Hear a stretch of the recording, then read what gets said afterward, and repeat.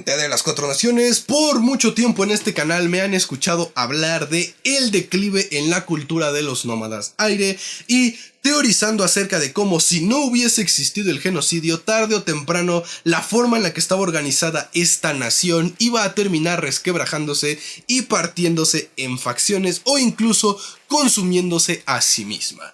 Pero he notado que nunca le he dedicado un video a profundidad analizando esta situación, por lo que, y como la mayoría de lo que voy a decir en este video es teorización y percepción mía, elegí para el viernes de teorías del día de hoy el inevitable declive de la nación del aire de no existir el genocidio.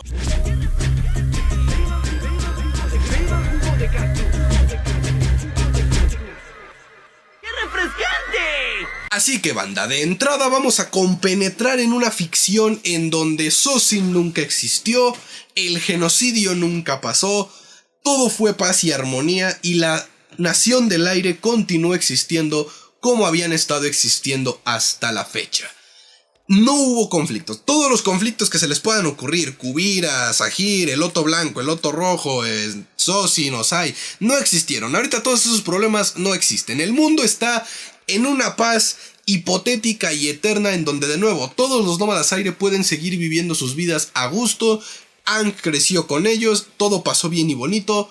¿Por qué digo que inevitablemente la nación del aire se estaba consumiendo a sí misma y tal vez no hubiese desaparecido, se hubiera extinto, pero sí se hubiera fragmentado en un chingo de facciones y tarde o temprano cambiando completamente al grado de que se perdieran a los nómadas, a los monjes del aire? Y esto yo ya lo he explicado muchas veces en el canal. No es lo mismo un nómada, un monje y un maestro aire, pero en tiempos de Aang y para atrás eran lo mismo porque era una sola persona las tres juntas. Todos los nómadas aire eran monjes, todos los monjes del aire eran nómadas y todos los maestros aire eran nómadas y monjes. O sea, era lo mismo con excepción de los que vivían en los clanes ocultos y en las ciudades perdidas y todas estas cosas. Pero estas tres facciones que existían al menos establecidas de la nación del aire eran la misma en una sola persona. Pero bueno, estamos en este mundo ficticio en donde no existió el genocidio. O nunca existió el genocidio, los nómadas aire siguieron existiendo, siguieron viviendo, pero siguieron arraigándose a sus creencias, a su ideología, y peor tantito, digo no porque su creencia y su ideología sea algo malo, sino que peor tantito se fueron cerrando cada vez más a la realidad del mundo.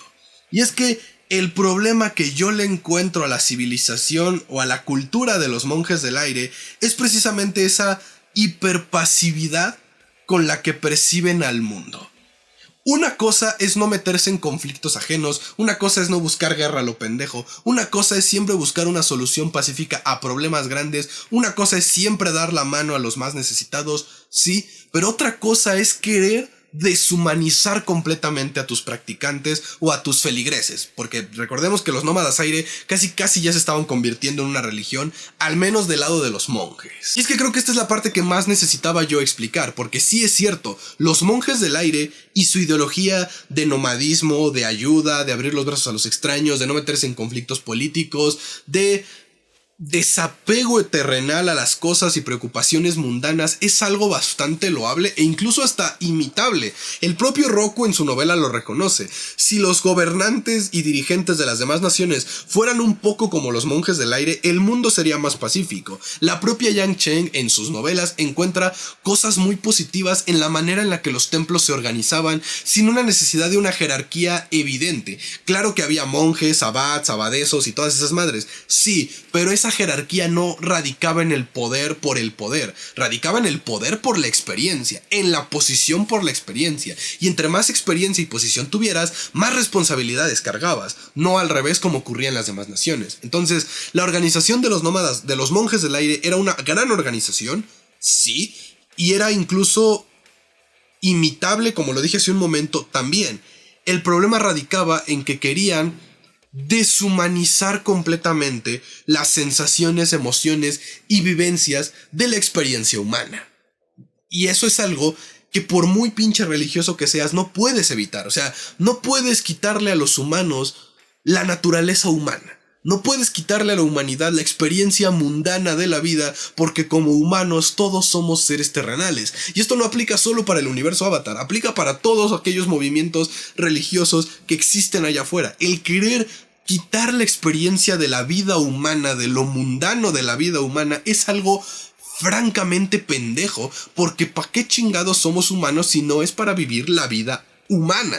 Y eso es lo que los nómadas aire empezaron a perder. Empezando con el terrible desapego a los conflictos mundiales. Una cosa es no querer meterte en guerras ajenas y hacerla de pedo, pero otra es no interferir cuando de plano la cosa se estaba poniendo fea y estaba afectando a otras personas. Y escudarse en el famosísimo, es que es el ciclo de las cosas, así pasa y deberías de dejarlo fluir porque eso es parte de la vida, es básicamente decir yo no me meto en pedos. Y estaban agarrando una ideología muy como los espíritus, ¿sabes? De mientras nosotros estemos a gusto en nuestros templos sin meternos con nadie, pues que chinguen a su madre y que se mueran, porque ¿qué es la vida sino un montón de cosas que pasan y vamos a relajarnos? O sea, se estaban completamente desapegando, ya no solo no metiéndose, sino desapegándose completamente. Pero eso no es lo peor. Lo peor es lo que hacían con sus practicantes. Cuando Yatso, y esto viene del libro de Roku, pierde a su hermana, él necesita vivir ese duelo.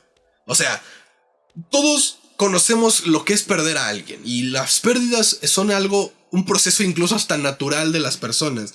Y te pueden dar miles de consejos, te pueden decir miles de mantras, te pueden dar miles de perspectivas, pero eso no va a quitar que la persona, cuando pierde a alguien, necesita vivir su duelo, a su manera, a su ritmo, y necesita vivirlo.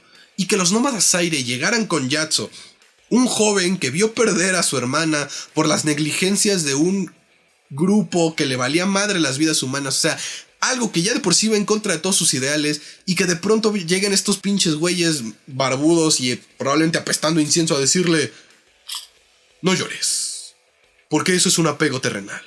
Y los apegos terrenales no te harán entrar al reino de los... O sea, que llegaran con esa pinche palabrería pendeja de no, es que tú tienes que ser superior y como los espíritus elevarte y no mezclarte con mundano. No, mamón. O sea, era un niño. Ese güey necesitaba llorar, necesitaba encabronarse, necesitaba gritar, necesitaba deprimirse, necesitaba soltar y experimentar todas esas emociones mundanas y apegos terrenales para poder ahora sí después entender tu pinche mantra de 3 pesos de elévate ya, y la chingada. Pero estos güeyes ya no estaban entendiendo la realidad. Ya ellos creían que todo niño, joven, adulto, con el simple hecho de ser maestro aire, iban a tener completamente aceptada de paso la ideología de los monjes del aire. Y ahí es la importancia, y por eso lo dije al inicio, de que monjes, nómadas y maestros no eran lo mismo. Eran en la misma persona en los tiempos de Aang, pero no debían de serlo. Y prueba de ello es los chingueros de desertores que empezaron a polular después de Yang Chen. Chen es la primer maestro aire que probó no solo que las ideologías de los monjes del aire estaban siendo ya demasiado estrictas y alejadas de la realidad, sino que fue también la primer avatar castigada por ello. Desterrada del templo aire del norte, repudiada por las personas de dicho templo, Yang Chen probó que un maestro aire no necesariamente necesita tener la ideología de un monje del aire para poder seguir siendo maestro aire y para poder seguir viviendo en comunión con su elemento y con los espíritus. Y quieran que no, eso marca un precedente. A la par o a raíz de eso empiezan a surgir facciones rebeldes. Que el viento guía, que los nómadas aire que decidían vivir en las aldeas aledañas y no en los templos. Esto y aquello. Prueba de ello, por ejemplo, son Yesa, o este otro personaje del juego de cartas que también es un maestro aire que se aleja, o incluso los maestros aire que no pertenecían a los monjes, que no pertenecían a los templos, y que ellos tenían igual control del poder del aire. Los monjes empiezan a perder esta fuerza o este rumor de los nómadas aire y los maestros aire. Para poder hacer aire control tienen que seguir una ideología completa del desapego, porque si no, no puedes hacer aire control. Pero entonces llegan personalidades como Yang Chen, que es el avatar y es imposible que se desapegue del mundo y puede seguir haciendo aire control. Llegan personalidades como estos maestros aire que viven en pueblos y en templos y en lugares que nada que ver con los monjes del aire y pueden hacerlo. Existe el viento guía, que eran completos radicales comparado con los monjes del aire y también pueden hacer aire control. Entonces se empieza a develar el paradigma. Y es en este punto en donde el paradigma se empieza a abrir un poquito Y probablemente algunos de los miembros de la Nación del Aire empezaron a darse cuenta de, oye, yo puedo ser un monje, o puedo ser un maestro, o puedo ser un nómada, pero no necesito ser las tres pinches cosas. Es en ese punto en el que llega el tema del genocidio. Entonces ya no les dio tiempo de pensar en ese desmadre, porque, pues, los hicieron monjes a la parrilla y pasó todo ese desmadre. Pero de no haber pasado el genocidio, ese paradigma se habría seguido abriendo, y se habría seguido abriendo, y se habría seguido abriendo al punto en el que hubiese explotado. Y un montón, sobre todo de jóvenes, se habrían dado cuenta de que yo controlo el aire, pero eso no me forza a mí a ser monje o a ser nómada. Si yo quiero hacerme mi pinche casita bien chingona en el reino tierra, con chimenea, cerca blanca, un perro, una esposa, 20 hijos, bien chingón, bien hermoso, eso no me va a hacer a mí menos maestro aire, eso no me va a hacer a mí menos merecedor del aire y la chingada. Simple y sencillamente soy un maestro aire, pero no soy un monje. Soy un maestro aire, pero no soy un nómada. Y lo mismo iba a pasar con otros de, oye, yo soy un nómada, pero no necesariamente tengo que ser un monje o tengo que ser una persona con... Yo quiero ser nada más nómada y se chingó. Y otras personas, yo quiero ser monje, pero no necesito ser nómada, yo quiero quedarme en los templos y rezar y meditar y alcanzar la iluminación. O sea, y cuando empieza ese cuestionamiento, empiezan las preguntas. Y cuando empiezan las preguntas, es cuando empiezan las dudas de... y tarde o temprano los grandes sabios y monjes del aire se iban a dar cuenta de que su ideología se estaba quedando corta a cómo el mundo estaba avanzando y cómo el mundo estaba evolucionando, y entonces iban a caer en lo que inevitablemente caen todas las ideologías con tintes religiosos: el fanatismo. Cuestiones porque yo tengo la razón y tú estás mal, no me cuestiones porque eso está mal, no me cuestiones porque tal entidad te va a castigar, no me cuestiones porque no vas a ser igual de poderoso, no me cuestiones porque eso es desobedecer, no me cuestiones por X, y entonces dejas de tener una ideología basada en el desapego y en la armonía y en la paz, y empiezas a tener una ideología basada en el miedo. ¿Y qué provocas con miedo? ¿Rebelión o sumisión? Cualquiera de las dos. Y de hecho los nómadas del aire ya se estaban enfrentando a estos dos puntos. Yo siempre lo he pensado y lo pensaré hasta que me muera. La única razón por la que Yesa, la madre de Kiyoshi, perdió fuerza en su aire control fue porque ella estaba tan vacunada, estaba tan lavada del cerebro con la ideología de los monjes del aire, que cuando prueba la libertad, que cuando sale de ahí, cree que está haciendo algo mal. O sea, genuinamente la llenaron tanto de ese miedo a lo que un monje o un nómada o un maestro aire bien iluminado y en comunión con los espíritus no debería de hacer, que cuando empezó a hacerlo, ella misma se llenó de miedo, y eso fue lo que mermó su aire control. Sumado a la culpa de haber abandonado a su hija en un pueblo pesquero de mierda para, pues, seguir siendo criminal por el mundo. Pero eso es completamente aparte. El punto es que, como nunca existió el genocidio en este ejemplo, empiezan los cuestionamientos y los grandes sabios, en lugar de hacer un diálogo y decir, no, pues es que la cosa es así, la madre, empiezan con su cultura del miedo, empiezan esta ideología, cambian el paradigma, y eso, como dije, o provoca rebelión o provoca sumisión.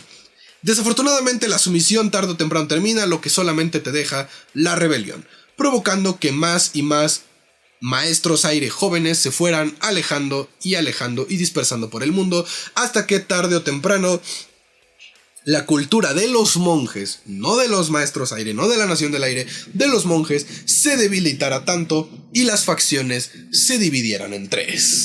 Curiosamente fue lo que de todas formas terminó pasando en el universo Avatar, porque, y esto yo ya lo he dicho antes, cuando regresa la nación del aire en la leyenda de Korra, las facciones se dividen en tres.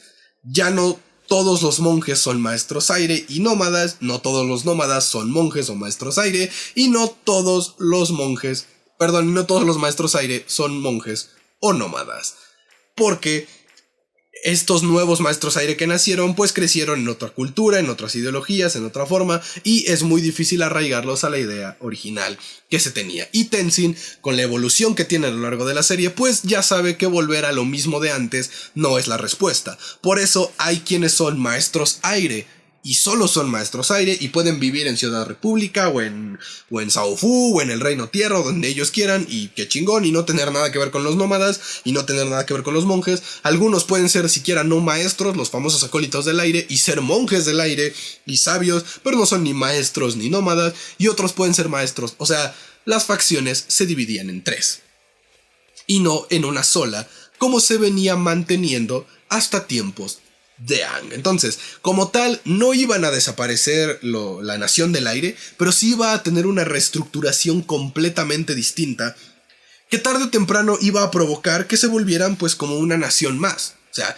porque al momento de tener maestros no monjes o maestros no nómadas, pues empiezan los asentamientos, empiezan a hacer las ciudades, empiezan a elegir los líderes empiezan a tener sus propias normas, las normas crean descontentos, los descontentos crean conflictos, los conflictos crean la necesidad de defensa, y eso iba a ir escalando hasta que al final iba a existir una nación del aire establecida, con ejército, con ciudades, con y ya. Pero sí, los nómadas aire o la Nación del Aire no podía mantenerse eternamente con los 3 en una sola facción del monje iluminado perfecto nómada que no se mete en pedos, porque de nuevo, no puedes agarrar la vida humana, la experiencia humana y descartarla, porque es imposible, porque por algo somos humanos, y eso es algo que muchos de los grandes sabios y monjes del aire no estaban viendo o no quisieron ver antes de que llegara el genocidio. Así que bueno, gente de las 4 naciones, eso vendría siendo todo en este